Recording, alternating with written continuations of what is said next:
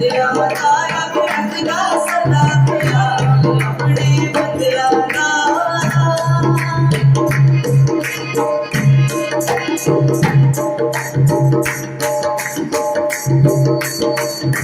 रचने उम्मीदां विच मासी नहीं तोड़ के रचने उम्मीदां विच मासी नहीं तोड़ के आगे विच सुनने पावे आसी नहीं तोड़ दे आगे विच सुनने पावे आसी नहीं तोड़ के रचने उम्मीदां मासी नहीं तोड़ के आगे विच सुनने पावे आसी नहीं